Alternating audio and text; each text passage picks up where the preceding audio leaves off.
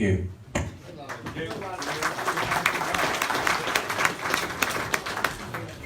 Hello, yes. Welcome everyone to the Timeform Cheltenham preview night. It's about our 6th or 7th year. Really appreciate your support for coming back, and really appreciate Kevin and his team for giving us this venue and giving us the hospitality again this year. My name's Jamie Lynch. I was chief correspondent at Timeform for about 20 years. Some of you may know. I've moved on, not moved up. I thought I was, but it turns out I'm not. I've moved on to Sky Sports Racing, and I am contractually bound for the first introduction to wear the Sky Sports Racing jacket. So it will be removed after the intro, but right now there is some restraints in place. And as soon as Timeform said, will you come back and at least do the preview night and get together with the gang, I immediately said, no, of course not, no way. But then they said, we'll give you £170 and continued subscription to Timeform, and I said, yes, I'll do that in a heartbeat. Some housekeeping as far as the quiz and the raffle. We'll get some grub at half-time, you'll know that. The quiz sheets, if you can get them to the lads in the corner near the door at half-time, and we'll then draw the raffle and give you the answers to the quiz as well. So the prizes are, the winner of the quiz gets a £200 free bet, courtesy of Betfair, Paddy Power Betfair. I saw you all on Google as well. I've got that well noted who's been on Google beforehand. And then the raffle is one £200 free bet and 4 further £100 bets, so well worth winning. As for our panel, well, it seems like you've all been here before, so you know David Cleary, you know Dan Barber, you know Martin Dixon, and you know Billy. And our special guest needs no introduction at all because he hasn't turned up, but thankfully at the last minute, Barry of Betfair was able to fill in, and he's the main man tonight. So thankfully, after that introduction has been done, I can get rid of the Sky Sports jacket. So that's good. And I'll hand over to Barry now, because Barry has got some interesting news about some enhanced odds that he's got for each day as well. So thanks everyone, and we'll get cracking after Barry's given his stuff.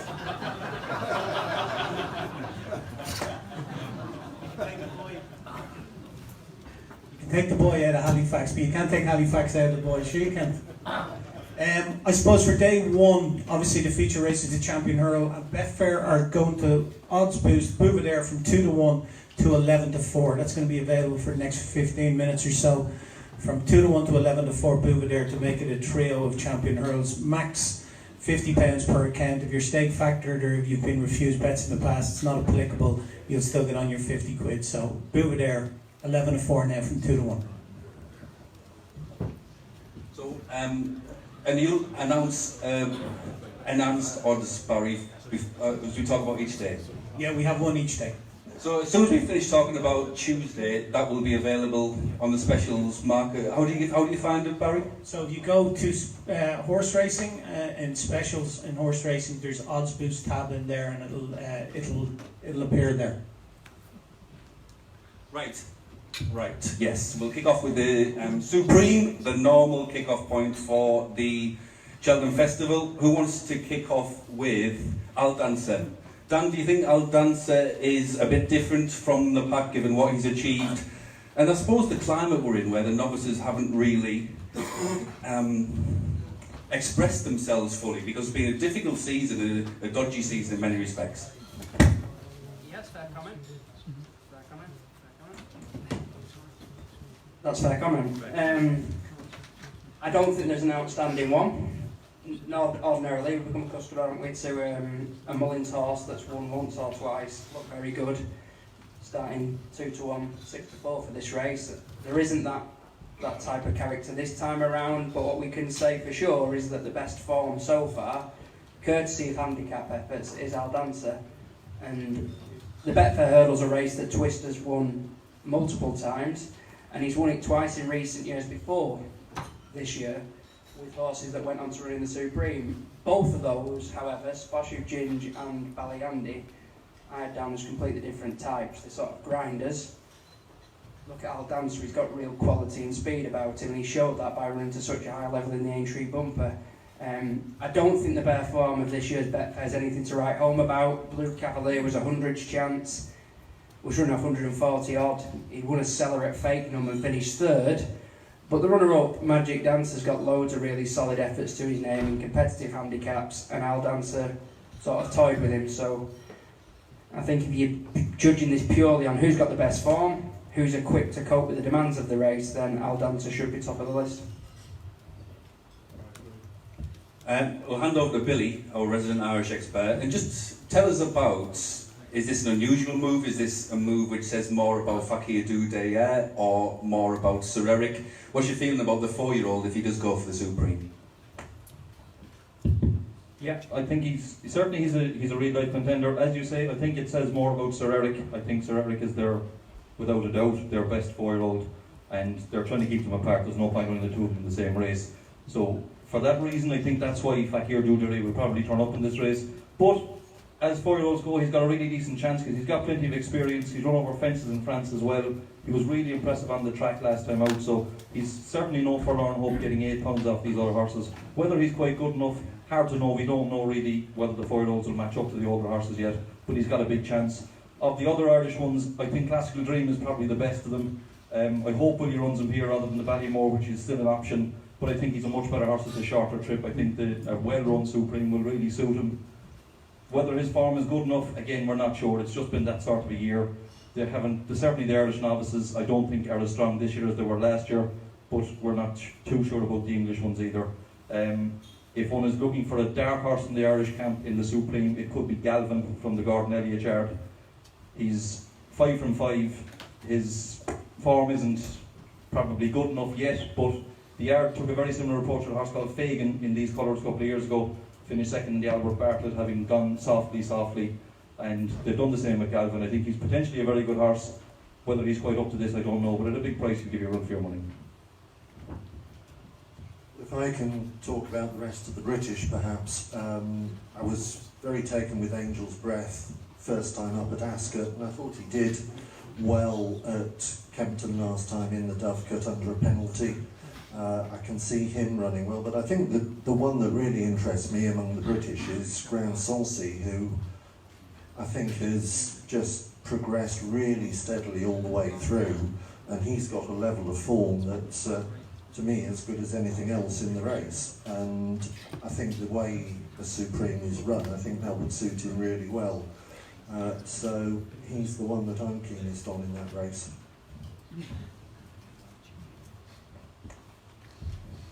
We'll just ask Barry first off, what's the latest prices before we get a couple of live wires from Mark?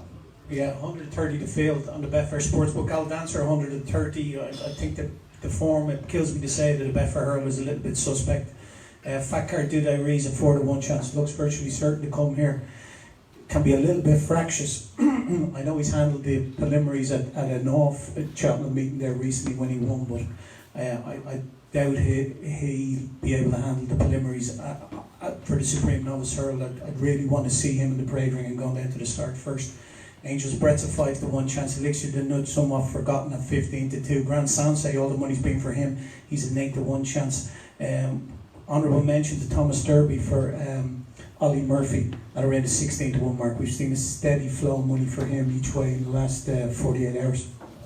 Yeah, and he's a horse to pick up a little bit more on as well. Thomas Derby, he was one of a couple of big priced horses that I was going to give a good mention to in the Supreme. I think Dan touched on a key point. There's probably not a superstar in the race this year. Al Dancer won the Betfair Hurdle from a mark in the low 140s, and I would say that 3 or 4 of these would probably have done that as well on the recent performances. If you put Angel's Breath, for instance, in the Betfair Hurdle off that mark, and he produced the sort of performance that he ran to at Kempton, then he'd have probably won the Betfair Hurdle as well. And it's not, I don't think, that strong a piece of form. So although he's a solid horse and he's likely to run well at the price that he is now, I think he's a favourite that you can get against. Thomas Derby's a really interesting horse for Rowley Murphy. He had a couple of runs in between when he was in between his 2 wins when he was beaten, but they were both very messy races, small fields. They went no gallop, he pulled too hard, he was badly positioned. I think he can just scratch those basically, and his 2 wins either side of that, he was entitled to bolt up at Taunton, as he did. But he did beat Elixir de Nuts off level weights in a maiden at Cheltenham back in the autumn as well. Elixir de Nuts a much shorter price than Thomas Darby for the race next week, and I think that does give him a good chance, and he's likely to be well suited by going back into a strongly run race as well. There's another Rowley Murphy horse as well that's pretty solid on the exchanges. Barry might know a little bit more than me as to whether Itchy Feet is going to run. I don't, to tell you the truth, no. You might know tomorrow night then. We could, yeah. Anyway, yeah, so there's another horse from Rowley Murphy's Itchy Feet. He's 25, he's a solid 25 shot on the exchange, which gives you a sort of a bit of an indication that they're probably likely to run the horse. At least he's not a 200s chance on Betfair Exchange. And Itchy Feet's another horse that has got form with a couple of other horses that are much shorter prices than him in the betting. He beat Grand Sancy at Kempton back in October. Now, he did get an easy lead that day, but he beat him. And then at Cheltenham in the Sharp back in November, he ran against Elixir de Nuts, giving him £5. He wasn't as well positioned as Elixir de Nuts, and he was only beaten a length and a quarter.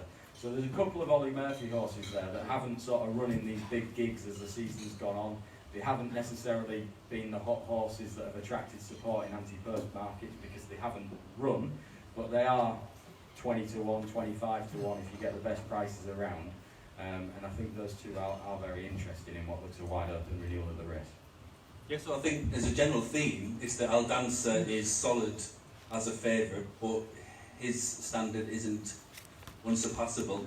And this is probably a race at which to throw a few darts at bigger prices because it's not a normal Supreme and it's not really a normal season. Let's move on to the Arkle chase, and we'll probably start with Barry here because since Larichburg was ruled out, they've sort of been struggling to find a favourite for the race. And who looks like going a favourite at this stage, Barry? Well, it looks like Defray Dussault's going to get rerouted here for the Richburg connections. He's 5-2 favourite ahead of Lawler, who's 3-1. Glen Forza, 19-length winner last day, 7-2. Duce de Geneves is 6-1. Palamabou 15-2. It looks a wide open contest really. Kalashnikov in there at 9. But looks like Defray Dussault will probably go favourite. David, just waking up, I'm sorry about that. Glen Force has sort of come from nowhere, but has he got the right profile, or is his form strong enough to win an Arkle? Well, I think the form last time at Sandown is quite difficult to get a handle on just taking that race on its own. But I think you can do things with the time with other races on the card, and you can take a pretty positive view of the form. And you look at everything he's done over fences so far, and he's just improved rapidly run for run. He's got form at all sorts of different distances, but last time over 2 miles he looked as if he was going to be fine over it in a strongly run race at Cheltenham. There are other horses in there that might be involved in going quite hard in front. It's possible he might sit in behind those horses, but it could be a race that's set up for more patiently ridden horses.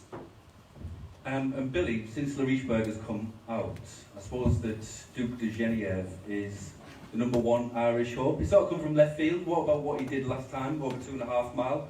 Did that strike you as an Arkle winning performance? Well, Racing TV very kindly showed us the last 4 fences, and he was very impressive over the last 4. What he did prior to that, we're not sure. Sky Sports Racing.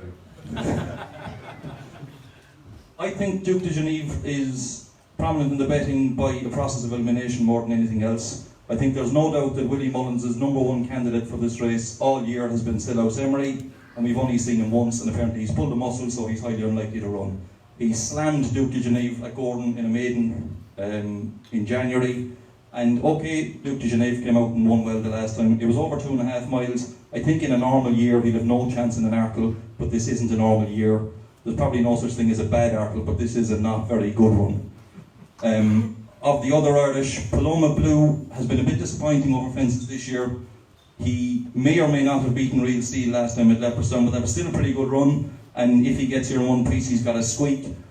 I kind of like Prava Laguna, a mare of Willie's. She's really been impressive the last 2 starts. They're against mares, so the form is probably suspect, but she really attacks her fences. A very good jumper, and reportedly schooled really well after racing at Naas on Sunday. So I could see her running well at a big price. Whether she's good enough to win it, probably not. And I asked Dan, sort of the question I asked Barry, but who would you make favourite for this race, given the form lines and the sort of various profiles that we've got?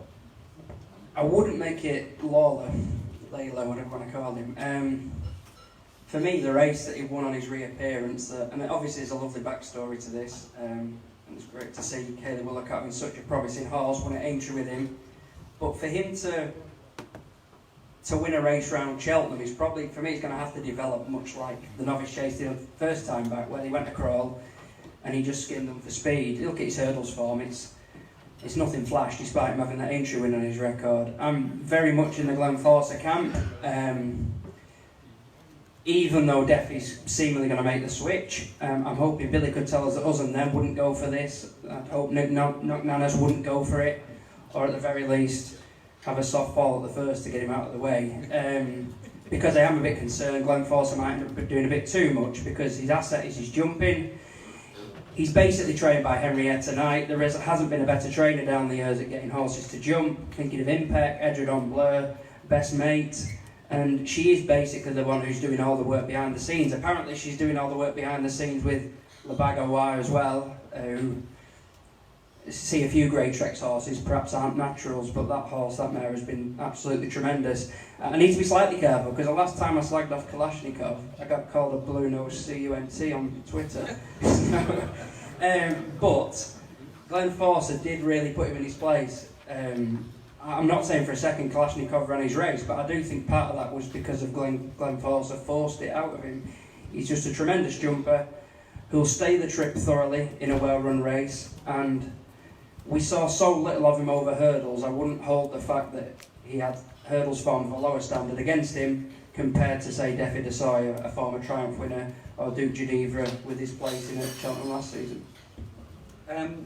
Martin, tactically from this race, the lads have been saying that we're likely to get a strongly run race. Do you think that's the case, and who might that play into the hands of? Yeah, I think we will. It'll depend on how long Knock Nanas stays on his feet for, really. He's a tear-away front runner. He's sort of, he dives at his fences and he's vulnerable to coming down. So it will be a strongly run race, I think. I think the Glenforsa camp will probably be well aware of that, to be fair, and they'll probably just take a pull on him. Dan was saying to me earlier, he hasn't always led in his handicap races earlier on in the season, and that's true. But yeah, I think it'll be a strongly run race. I'm very keen on Duke de Geneva for Willie Mullins. It is a weak-looking Arkle, I think. Layla, we've not seen him since a disappointing run. I don't buy into the fact that soft ground was against him necessarily at Sandown when he disappointed there. It was quite testing ground when he won at Aintree last season, and he won a Grade 1 that day. He just looked very laboured to me, and the fact that we've not seen him for 3 months since rings alarm bells when you're talking about a horse right at the top of the market. Duke de Geneva, he ran an hour later than Monolly on the same card at Gowran last time out, and he carried £2 more. He was quicker by about 2 seconds. He set a strong gallop. The jumping over the last few fences that we could see was very good, yeah. And he breezed in, really, to be fair. And he, when you look at the time of the race as well, it was overall a quicker time.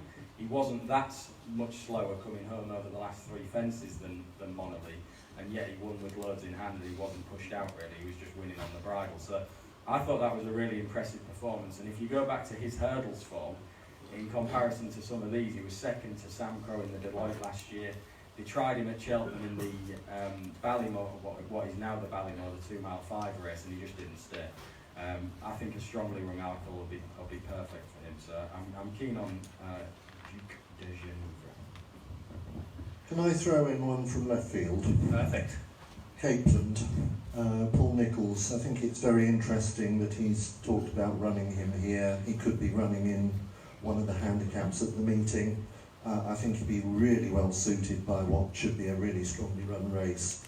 And I've liked a lot of what he's done so far. He does need to improve a few pounds, but as the rest of the team have suggested, the Arkle this year doesn't look a strong race, and there are definitely suspect ones towards the 4 of the market. So again, the Arkle message probably from the whole panel is the same to Supreme, in that we're not dealing in in a recognisable Supreme or article where we've got a short price favourite and you're looking to the strengths or weaknesses of that. This isn't two wide open races we've talked about. Champion Hurdle, obviously less wide open. This is, of course, one of the enhanced prices on Bouvet-Dare. Well, just looking at the market. Oh, that's gone, sorry, everyone. There's 3 more to come, though. 3 more to come, don't worry. But there's a chance, though, Barry, isn't there? That Bouvet-Dare doesn't even go off favourite. Is Apple's Jade strong the closer we get to next Tuesday? Yeah, very much so, and I think the Irish will make sure she goes off favourite on the day. It's bizarre to think that Apple's Jade's being redirected here. They started off the season, Jigginstown, thinking that Sam Crow was going to be their champion hurl horse. He's not even making it to the champion hurl, or to Cheltenham for that matter. And Apple's Jade is their number 1 choice. Bouvet-Dare, a 2-time winner, 2-1 each of 2. Loreen, if you had to pick one, she's the strongest in the market, and the momentum seems to be with her in the last 2 weeks or so. She had been as big as 8-1. She's half the price. She's into 7-2 now, and it's 14-1 bar to 3 of them. But yeah, the market would suggest the winner's definitely coming out of the top 3 in the betting. What do you think, Dan? Do you think Bouvet-Dare deserves to be favourite? Yes, because the Cheltenham record is hard to ignore.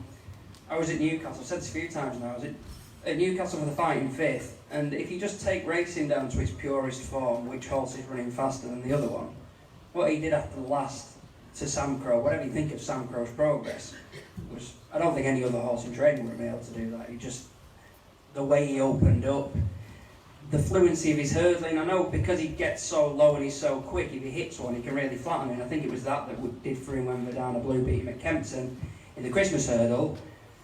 But it's the been there, done that t-shirt job with him, isn't it? Whereas you look at Apple's Jade, she went off odds on to win the mares race last season and wasn't able to do it. Whatever the cause of that, apparently they said she was in season. Now she's getting the £7 and it's a massive edge. But I'm sure Bouvet-Dare can raise his game if the situation demands it, and this is the situation. For me, I think with that prior record, you just about have to make him a narrow fab. Do you agree with that, David? Your impressions? You could tell that I didn't, couldn't you?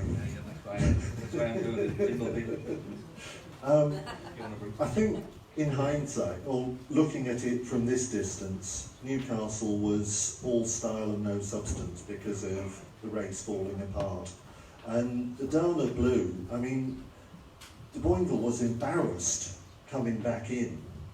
He did the absolute bare minimum to get the Dana Blue past Bouvet-Dare in the closing stages there, and he did. I think she was not given credit for the performance in that race. I think she was better than that. And I think Apple's Jade this season has just been a totally different horse from last season. And the way in which she's been normalising the opposition in Ireland has been, I think, stunning. I think she should be around even money. Billy, just jumping off what David says there, just fill us in with Lorena as well and where you think she is in relation to the big two.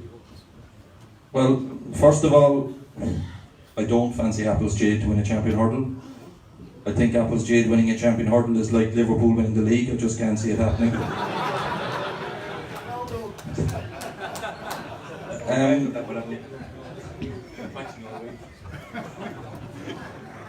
I think yes, she's been hugely impressive this year. She's won 4 races. She's done everything you'd ask her to do. But if you look through the races, I don't think she's beaten a whole pile at all. Of all the horses she's beaten this year, only one of them has come out and won since, and that's Tombstone, who fell in at Leopardstown on Monday. So I think her form is very easy to pick holes in.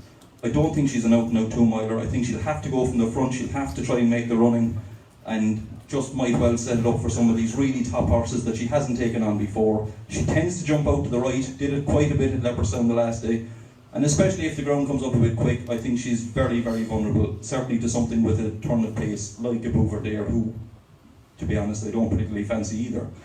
So I think it could well be set up for something a little bit of a bigger price. Lorena, for one, is one that we've no idea how good she is.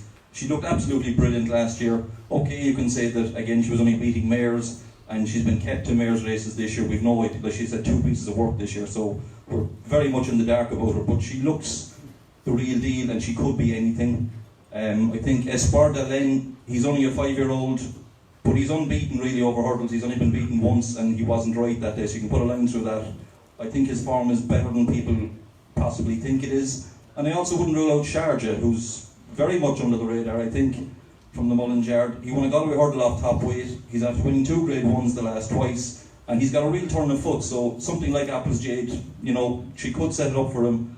I think Applesjade will be beaten, basically. I think Bouverdare might be beaten. I think he might be an outsider in the race. Yeah, I kind of agree with Billy's final comments there, that I think the front two are the hot horses that everyone's going to be talking about. It's been billed as a bit of a match race, but I think both of them have their negatives. Of the 2 market leaders, I'd prefer Applesjade, but I'm not convinced about her at Cheltenham. I think particularly last year she was very disappointing there.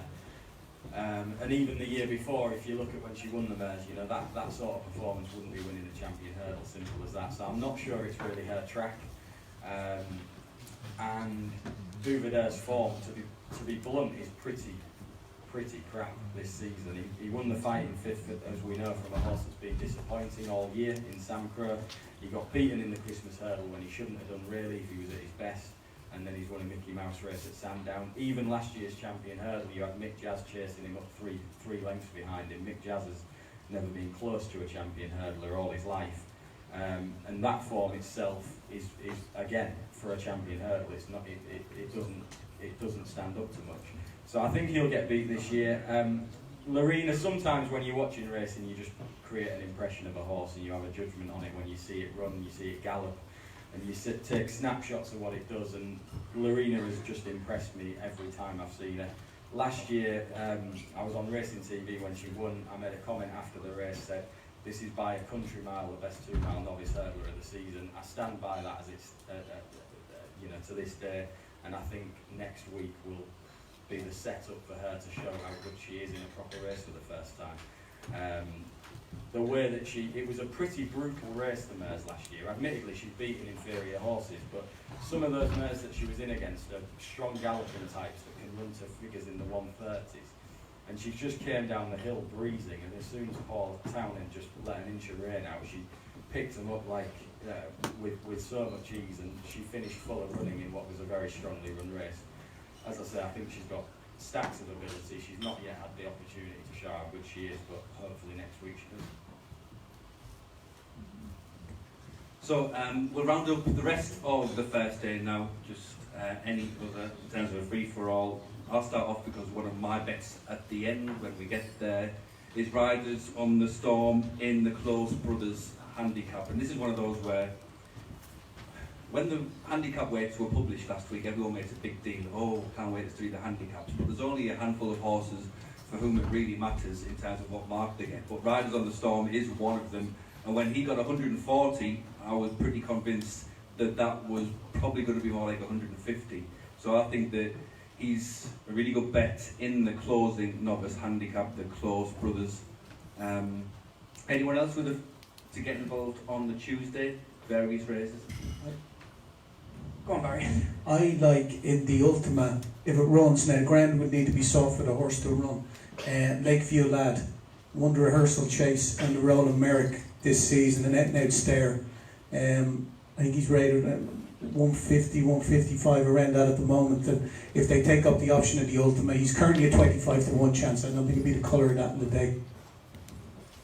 I'll go National Hunt Chase for the amateurs, and I suppose when Derek O'Connor was booked for OK Corral back in Feb or January now, it was pretty clear he was going for this race, but I'm not totally sold that he's an out-and-out stayer. And one horse I do think is Disco Rama, who tipped up when challenging Ballyward. I don't think it was an open and shut case. We rated Ballyward as having won by 2 lengths had the other one stood up, Disco Rama, but having seen that horse finish last season at Cheltenham in the handicap under a pretty bad ride, there's no saying for me that he definitely wouldn't have been going as strongly as Ballyward after the last. He's had very few chances over long distances. Indeed, this will be his first run over 4 miles.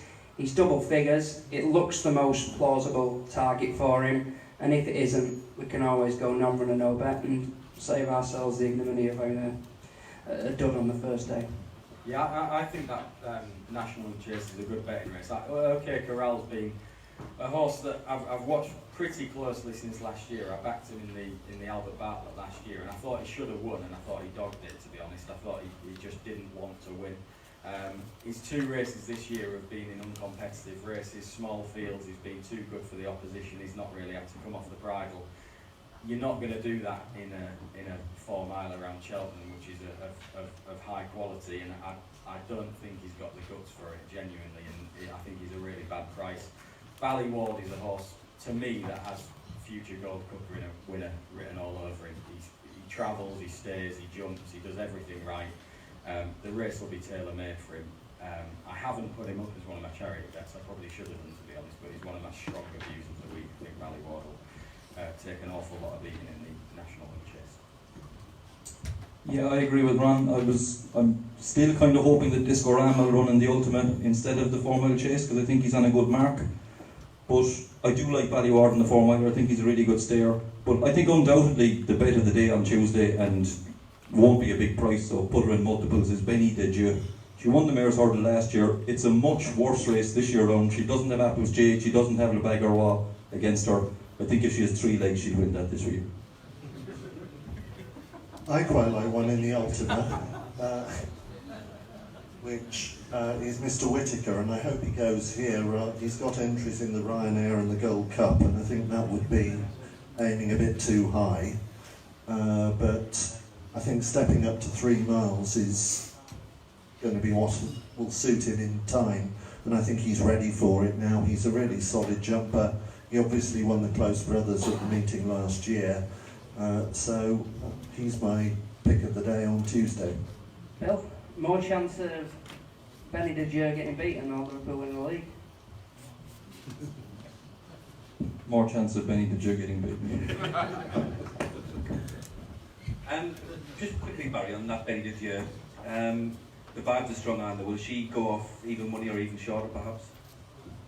Well, she's odds against in the exchange. She's odds on the sports book. I think she's about 11 to 10 against in the exchange at the moment. It's hard to see her go off odds on it, to tell the truth. So that's Tuesday rounded up. We'll move on to Wednesday, rattle through this, and then there's grub and drinks time. Obviously free grub, not free drinks. Champion Chase. That was on my list to start with first. David waxed lyrical about Altior. That's an instruction, not a question. Arguably the best horse in training. Everything about him, well, Dan has just said there's no arguably about it. Go on, Dan. Oh no. I think Ron, got him wrong, has mentioned this in the past, probably on one of his many TV appearances, that you can probably run Altior in any race, and I think he'd win it. Bar extremes, he wouldn't win a national, he wouldn't get the trip, but he'd win a King George if he went for it. He's a good bet for that. Yeah, absolutely. He could back him. Yeah, I'm sure he would win a champion hurdle. He beat those 2 yaks that you've just been slagging off. He is genuinely the best horse in trail, not there's any question about it. He's got such a lovely way of going about things, and again, going back to the simplistics, he's a horse who's won every single time that he's gone to the track in a jump race, and there's only 1 defeat on his record, and that was in a bumper, so he's not going to get beaten, and the hope is that something like Footpad draws a performance out of him that was similar to, say, Masterminded when he won his first champion. In that case, maybe you want to be backing him to win by a certain margin, because I think it will tee up perfectly for him.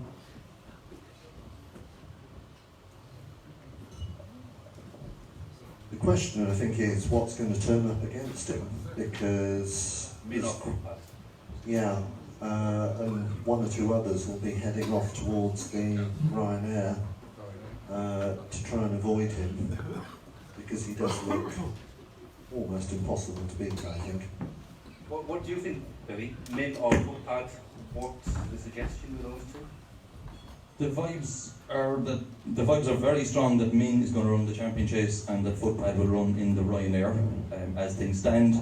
And look, we all know Altior is a better horse than Min. He's beaten him every time he's met him. I just wouldn't rule out Min. I think he's a better horse this year than he was last year. I'm not suggesting he'll beat Altior, but I think he'll definitely put it up to him. And look, we were here 2 years ago, we all thought Duvan was absolutely past the post in the Queen Mother. he made a mistake at the third and his race was over. So the good things can get beaten, and if something happens, I mean, we'll pick up the pieces. Not much more to say about the champion chase really. Altior obviously head and shoulders. We'll talk about the Ballymore now, and we'll throw to Barry because we've got another enhanced odds for the Barry or Ballymore. We certainly do, Jamie. Champ is 3-1 currently at the moment. That's one of the best prices out there actually, and he's been odds boost to 4-1. Same as before, max of 50 quid per customer. That'll be available for the next 15 minutes or so. So Champ, he's actually 3-1 higher than the exchange as well. So the 3-1 on the sports book is quite a generous price as it is. So 4-1 for the next 15 minutes to a max of 50 quid, Champ. Yeah, I'll go straight in with Champ then. I think he probably is the most talented horse in the race, but for me he's not a horse that will be suited by Cheltenham. I think he's a bit too keen. He's a horse that travels and quickens more than grinds and finds in his races. And he just doesn't strike me as a horse that will be suited that well by Cheltenham in a strongly run race. So this is a race where I'd be keen on taking on that front end of the market. I think if Classical Dream runs for Willie Mullins, then he's very interesting up in trip. He's a horse with an excellent attitude that I think will improve for going up in distance. But there's a mare in this at a very big price for Henry de Bromhead. He said that she's going to go for the race. Sinoria.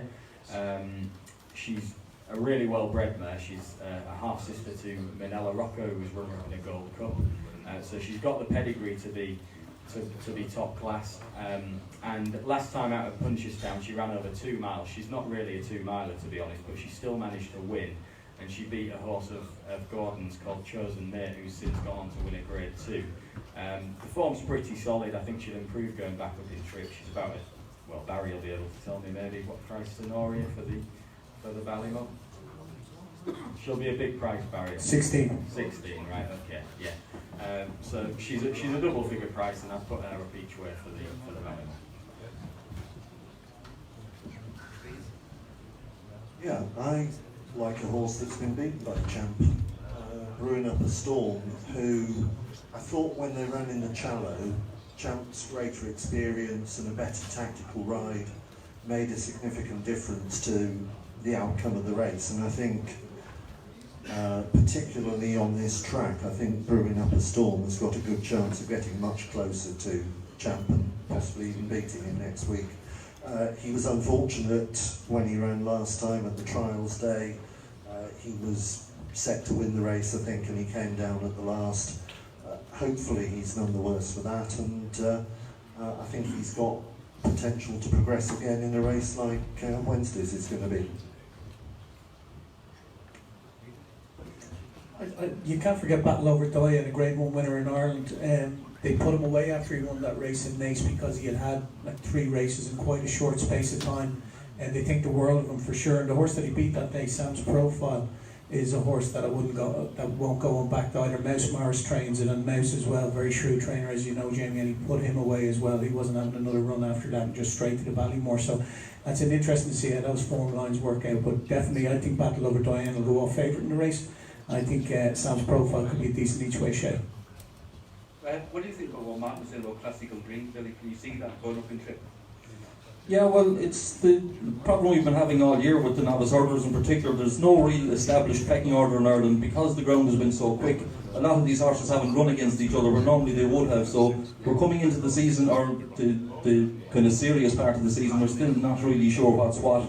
And I think that's why, you know, we really don't know what Willie's going to do here. He could run Classical Dream here. It has been mooted. It wouldn't be the biggest shock if he did, because he did battle back well at Leopardstown. But personally, I'd like to see him running the 2-mile race. I'd like Willie to run a horse called Alaho in the Ballymore. I was very impressed with him at Clonmel over 3 miles, so they might run him in the Albert Bartlett, which would look possibly the most logical race for him. But he pulled really hard that day, and I think dropping back in a well-run 2 miles 5 would suit him better. And he was second in the listed race in France over 2 miles and his only run in France, so I'd give him a squeak. I think the Irish horses, it's very hard to distinguish between them. To be honest, much as I like Battle Over Diane, and I think he's a horse we'll be talking a lot about next year for an RSA chase maybe, I think he's plenty short enough in the betting for what he's done, because I'm not convinced about the strength of the Irish novice hurdlers form, and I wouldn't be surprised if the British won this one. move on to the next big race on the Wednesday, which is the RSA Chase, and a strong favourite in Delta Work. Partly a strong favourite because he's had the ideal preparation. You get the impression that he's worked backwards from this point and everything has gone to plan. It hasn't gone to plan necessarily for Santini, but are you still in love with that horse? Yeah, I am. I could do without the late drama. In fact, there was a tweet, I'm sure Nicky Anderson wrote it himself, before it came out, where he's been poulticed again. He had ripped off a shoe during a school. If he'd have run him in a proper race, he might have been alright. But instead he was taking him around Newbury, going softly, softly. But when you think of the RSA, you're looking for, well, the reason it's there and its design is to try and foster the next potential Gold Cup winner, just as the Arkle is the same for the Champion Chase. And I don't even think it's close as to which one of these is a likely Gold Cup candidate in time. And for me, it's Santini. Took the second last, 7 lengths down in the Corto Star, was only 2 lengths down at the line. He's all stamina, extra half furlong, stiffer track, more time to warm up in what's probably going to be a really well-run race again. And I did like the way he surged past the Kim Bailey horse, Rocky's Treasure, who got the run of the race. He's a dour stayer himself, and Santini from the second last clearly had him covered. But yeah, that late move that he did at Kempton very much swayed me that under different circumstances that the RSA presents, he will reverse form with top of the game. And I just think he's a better horse than Delta Work. He's not as solid, and we've had this recent drama with him, but he's a better horse, and he's the one with the capacity to perhaps make it to the very top of the chasing tree, which I don't think the other two have. Would you agree with that, Billy, that Delta Work might win the RSA but isn't necessarily a Gold Cup winner in the future? Yeah, I think that's a very fair point. I think Delta Work is a very solid horse. I think he deserves to be favoured in this race. He's done everything right. But I think he does lack a little bit of star quality, maybe, you know. He won the Pertemps final last year, and he ticks all the boxes, you know. But like I said, whether he's going to improve that much more next year, it's hard to say. The one possible negative about Delta Work is he won the Drinmore, which is the first Grade 1 novice chase in Ireland, way back in December in Fairyhouse. And Drinmore winners have an appalling record when it comes to Cheltenham. I think you have to go all the way back to Alexander Banquet in 1999 or something to see a horse that's won a Drinmore and gone on to win a Cheltenham. So if people want to get him beaten, that's one possible. But look, he's very solid. I think he should certainly run his race. If it rains, if there's plenty of rain between now and next week, I'd give Chris's Dream a real chance. You know, his form ties in with Ballyward and Discoram that we were talking about a while ago, both of whom I think would run red in this race if they ran in it. I think Chris's Dream needs a good cut in the ground, but if it does come up soft, I could see him running a big race. Chris, Dan was pretty certain there that given the stiffer test that's coming at Cheltenham, Santini would reverse the form with top of the game. Are you so convinced in him? Are you in full agreement? I think he's probably right, but I certainly think Top of the Game is a horse that everything about him has suggested he's going to be a much better chaser than a hurdler, and he's obviously made a very promising start so far this season, and the run last time was a really good run. I mean, it's a shame that we haven't got the Bagger Wire in the race, but she's done her winning in Kempton and in Ireland.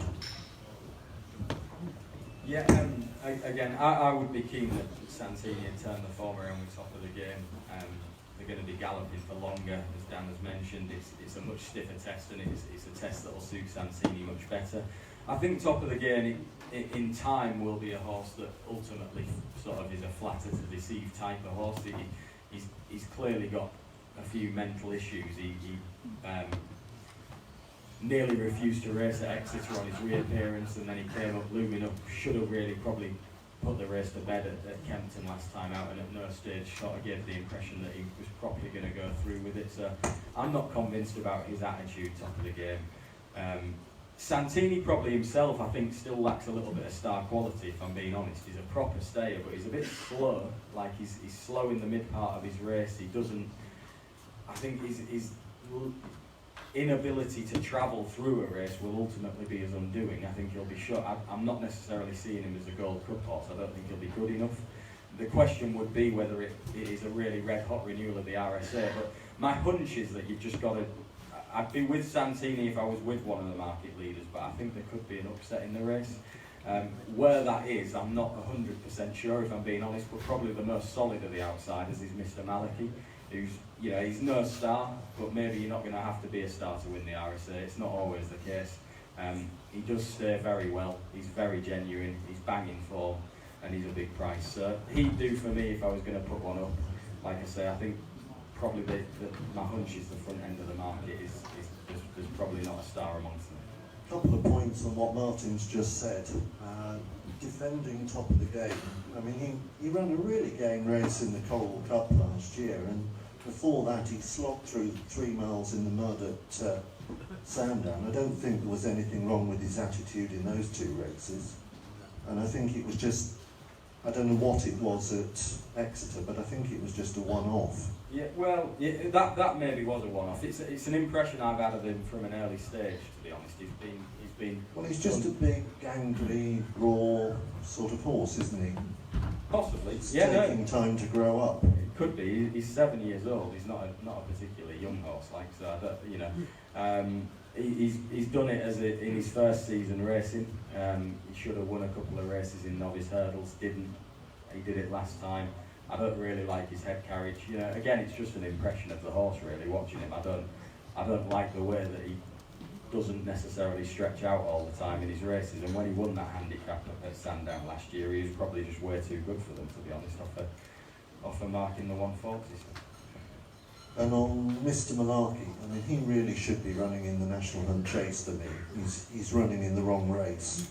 And I think Yaltari might come out best of the horses that ran in Reynoldstown in this race.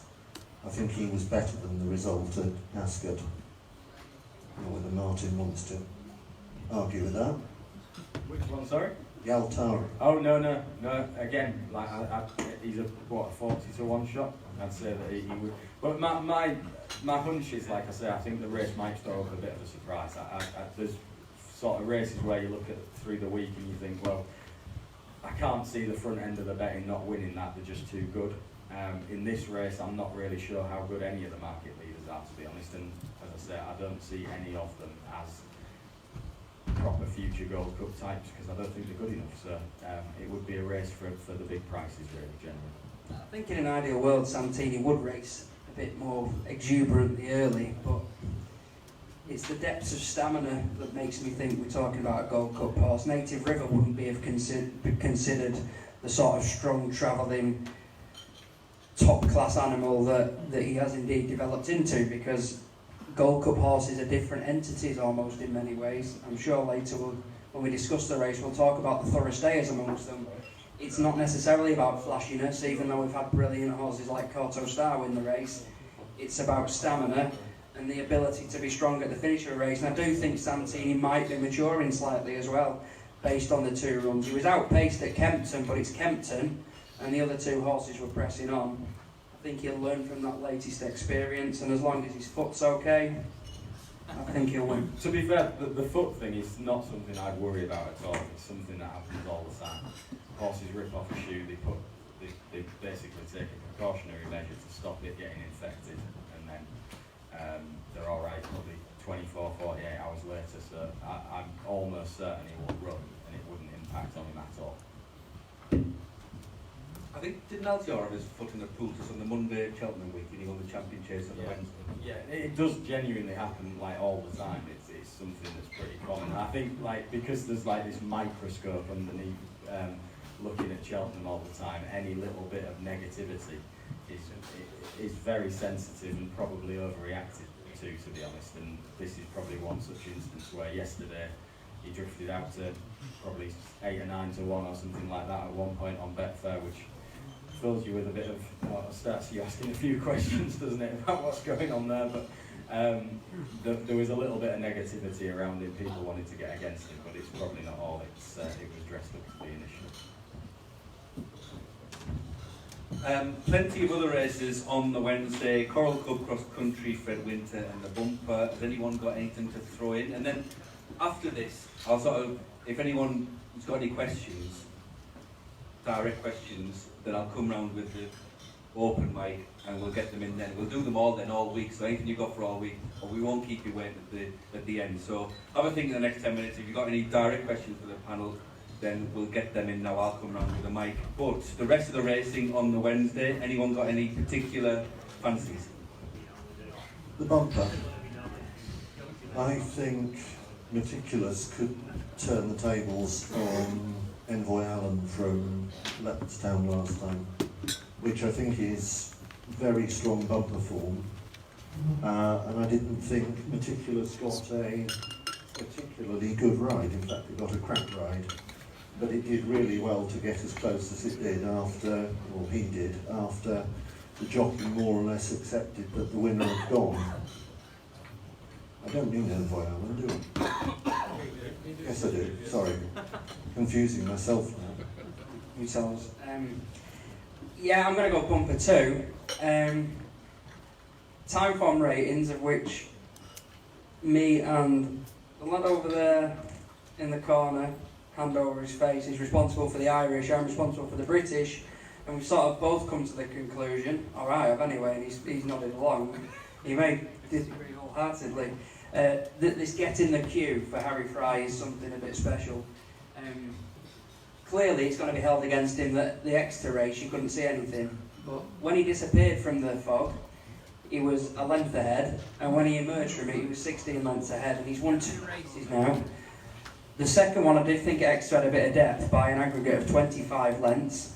My bugbear is that perhaps he's a big, raw, sort of chasing type that won't be equipped for winning a champion bumper. He might be the best prospect that runs in the race, but whether he's streetwise enough after 2 demolition jobs is another matter. And if you're looking for one at a huge price, this could easily be laughed out because it's won small field races at Musselburgh and Carlisle. It's won 3 of 4. It's a horse called All Right Sunshine, who's trained by Keith Dalglish for the Roonies. I imagine he was too big to run on the flat because he's taken a bumper path, despite him having a flat pedigree. And he just looks like a very professional horse who gave a listed winner a real thrashing at Musselburgh, a listed placed horse a real thrashing at Musselburgh last week. He's a traveller who'll probably track the pace, and he may be vulnerable to a stronger stay late on, but he's going to be 20s plus, and what others will lack in experience and maturity, I don't think he will at all. He looks like a very forward, well-developed horse. He's by Casamento, who was a Racing Post Trophy winner and looked like he would stay all sorts of distances on the flat, and that gives me encouragement that he will get the trip, even if maybe something proves slightly stronger than him later. All Right Sunshine. The bumper, yeah. There's a chance that he goes straight to entry, I think, but it's not decided yet. Yeah, I have a word with your latest trainer. To be fair, no, but either way, you'd have him on the radar for entry anyway, wouldn't you? So. I don't have a particularly strong view on the bumper. I think, as David was saying, I don't expect there to be much between Meticulous and Envoy Allen again, little between them at Leopardstown. I wouldn't be at all surprised if that form was turned around.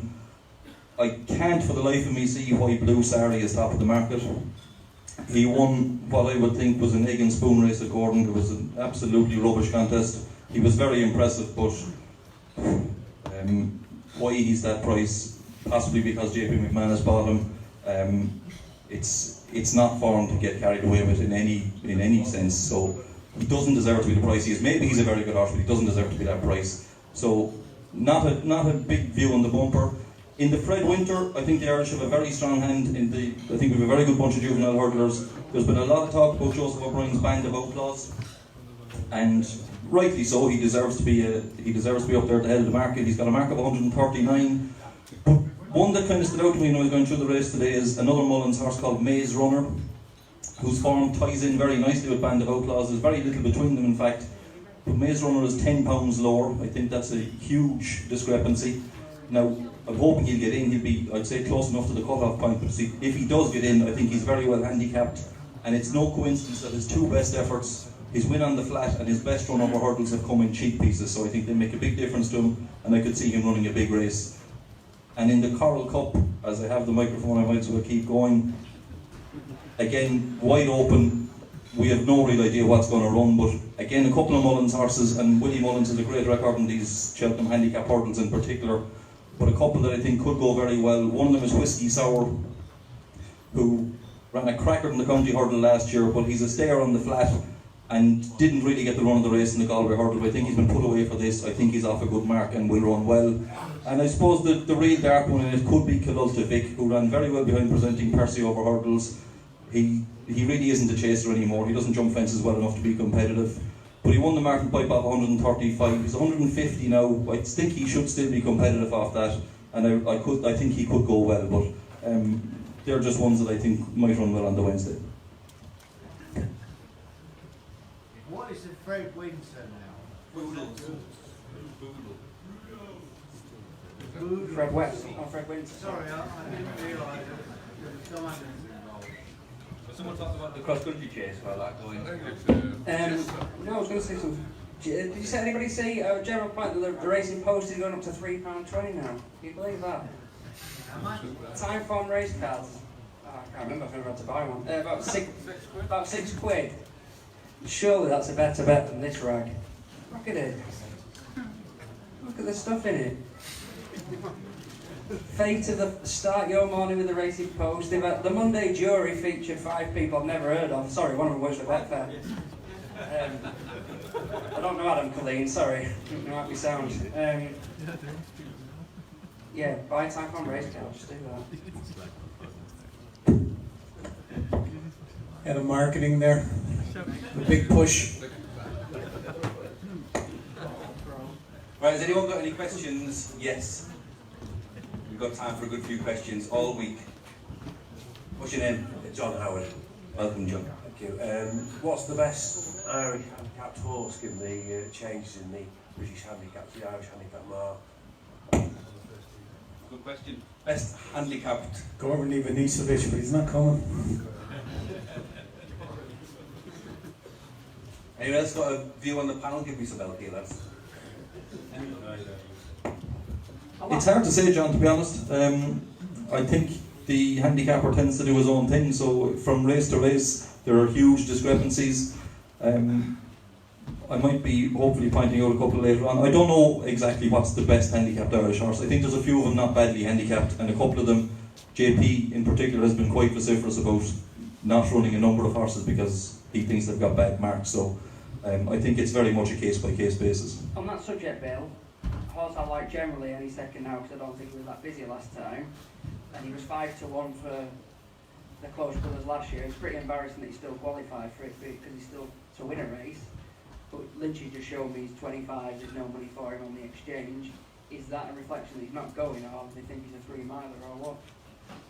I think he's not confirmed to be running, but also the fact that he's handicapped by carrying quite a lot of my money that he still owes me might just hold him down. Yeah, one thing we've not King of Bellevue, King of Bellevue. King of Bellevue. Save the greyhounds. Yeah. One thing we've not spoke about, yeah, we've gone through all them races, especially on the first day, the champion hurdle and that, all the trials that have gone on. Nobody ever mentions about horses running right-handed or left-handed. And I think it's a big plus. He has to work with Jonathan Neeson, so he's definitely as Jonathan Bain. Is there any horse running at Cheltenham this year that you feel will be better going that way around, compared to what it's been doing? Maybe to a negative would be what Billy said about Apple's Jade. And She does it all. She runs left-handed all the time. yeah, and it's not a positive anyway that she continues to jump right. Look, it hasn't prevented her from producing brilliant performances down the years, but at the very top level, that is a potential chink in her armour. Here we go, another one. Just in terms of the champion hurdle, you're saying there's potential for an outsider. Do you think Mellon's possibly sort of overpriced, considering he's only beat a short head by Lovedale last year? He's flat-bred, maybe prefers better ground. I don't know if he's just gone wrong this year or whether this has been Mullins has sort of been preparing him all year for this.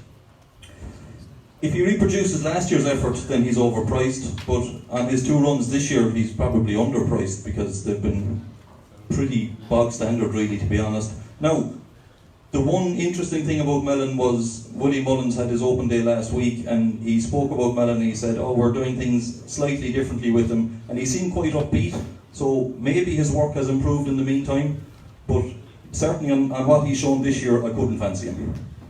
I'm more positive than Bill. I put that horse up each way without the fair bit of effort time in there for the race last year on the basis that I was almost ignoring what had gone before, and as you're alluding to, I didn't get your name, sorry pal, was the fact that with his pedigree and the way he travels in these races, that going away from bad ground for once, despite how well he ran last year on soft or heavy, might actually be in his favour. I would genuinely think he's one of those, a bit like say Manila Rocco or something like that.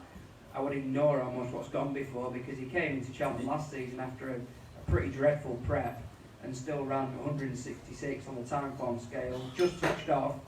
And I don't think it can be ignored just how strong he was in betting that day. He was 14s, 16s for most of the lead-up. He went off 7s, so evidently whoever it was connected with the stable knew that they had him right on the day, and there's genuinely no better man, is there, to get that repeated.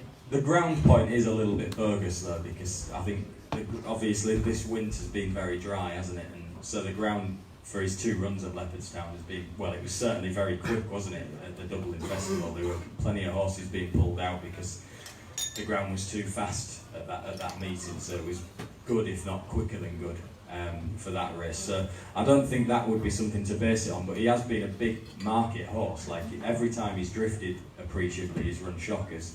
And then in the Champion Hurdle last season, as Dan's mentioned, he halved in price. He was probably the strongest horse in the betting on the exchange close to the off, and he ran a career best. So keep your eyes on the market, probably. He's been that type of horse all his life.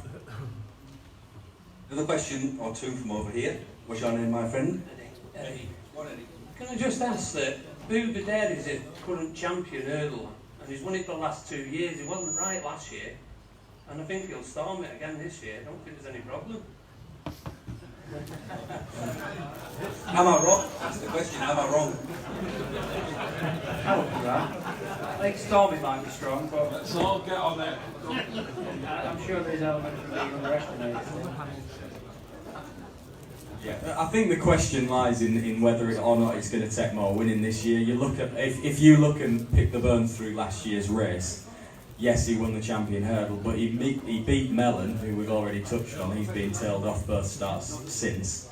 And Mick Jazz was in third, who's a horse who pretty much was a glorified handicapper, you know, finishing 3 lengths behind him in third. So this year I'm of the opinion the £7 mare's allowance is very generous, and so he's got to give £7 to 2 very talented horses in Apples Jade and Lorena. So I think it's going to take a bigger performance from this year to win it than what it's taken the last 2 if they turn up on their game. And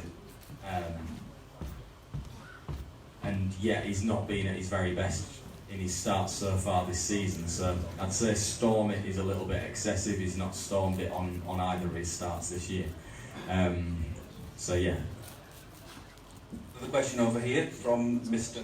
Lynch. There's 2 points on the Champion Hurdle. The first one, you've got Apples Jade rated 185, 7 points clear, yet none of you have picked it, and it's a time form preview night.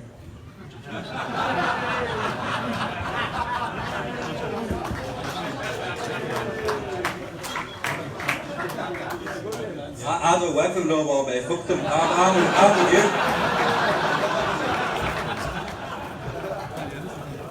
And the second point is Apples Jade ran poorly last year because they think it was in season. And they say they come in season at this time of year. So will that be the same thing for Lorena? Just on the £7 clear point, if you actually looked at her figures at Cheltenham, she'd probably be about £20 behind, so that was the reasoning for taking her on. To be fair, of the 2 market leaders, I'd rather her than Bouvardeur, to be perfectly honest, because I think she comes into the race in better form, and on the back of a career best, whereas he's sort of probably been £7 or £8 below his best so far this year. So of the market leaders, I'd prefer her. Players did say that she should be even money, so I think he was very strong on her. Well, yeah, I think she should be a clear favourite in this. I think she's just a much better mare this season than she has been in the past, and I've been really impressed with her 4 runs. And prior to last time, I wasn't sure that she was going to be a 2-miler, but I thought on quick ground at Leopardstown she showed that she's fully got the wherewithal to be effective in a champion hurdle. And I know it's a stronger field next week, but I think she might show them all the way to go again. Thank you as well. We've got someone in the room that actually buys the Time Form product. That's very kind of you. Thank you. Mr. Lynch, 7 points clear it was. This is Steve. Everyone meet Steve. He's got a question for the panel. Hi, Steve. Hello. Went through a few horses for the Ballymore, but there was no mention of City Island. Any thoughts on that one? Supposedly laid out for the race. Yeah, I wouldn't put you off him at all. He's come into the race kind of under the radar a small bit. He's technically, yeah, as Barry points out, he's owned by the sponsor, so you know, this has been his target for a long time. He's technically unbeaten over hurdles because he has the distinction of winning 2 maiden hurdles. Lost the first one, of course. Look, he's one of those horses, and his jockey has said it every time he's ridden him, he just always feels like he's doing enough. The bare form of what he's done isn't good enough to win a Ballymore, but I wouldn't be at all surprised if he took another step forward. And he's trained by a real shroudy in Martin Brazel, who never trains many horses but has an uncanny knack of getting a good one. So he knows what to do with a good horse. Certainly, if you fancy him, I wouldn't put you off backing him at a decent price. This is Danny, everyone. This is like the prize money. To unlock a question, you've got to answer a question. Who's your favourite member on the panel, Danny? You. Oh. You can ask as many questions as you in the RSA, where can you see the pace coming from? Do you think it'll be a slow run race? So Santini will probably We don't know what's running yet. Well, no, but in the actual runners in the betting. Yeah, the absence of the mare is a bit of a niggle in that. Well, I've never known the RSA to not be at least well run. Tends to be a very punishing renewal, doesn't it? There's been editions of that race which are over 2 out because not just the superiority of the horse that's winning the race, but also the fact that the leaders have overdone it. I'm not going to, certainly at this stage, I'm not going to get too fretful because as Martin says, we don't know what's a confirmed run and there could still be a switch. And I just think, yeah, that's true. Yeah, that's a big. That is actually a pretty certain runner, I think. Topville Ben, that horse of Phil Kirby's that has only one way of going. So if he's in there, you're guaranteed a pace. I just don't think you ever get a slowly run renewal of this. And the fact it's 3-1 on the field will probably tempt a fair few horses that might be considered rags to have a crack at it as well. So hopefully, biggish field, truly run race. And I'm not bothered if Santini wins by 10 or 12. I think everyone is 2. As long as one of them happens. Yeah, just looking at it now, you've got Topville Ben, who pretty much is a certain runner. Yaltar is going to run as well. They both ran in the Reynoldstown and they went too quick in that. So on that basis, you'd probably be looking at a race judged on the Reynoldstown. Right. So before half time, we're going to draw the raffle now, and then we'll do the quiz reveal after. But everyone should have a raffle ticket, so we'll do that now. 4 £100 free bets and 1 £200 free bet. 6 £100 free bets. 6 £100 free bets, sorry, even better. All courtesy of Paddy Power Betfair, some say Betfair, because the food's coming out now. So, your first £100 free bet winner is...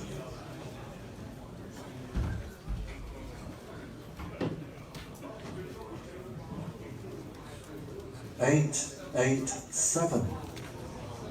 887, have we got a winner?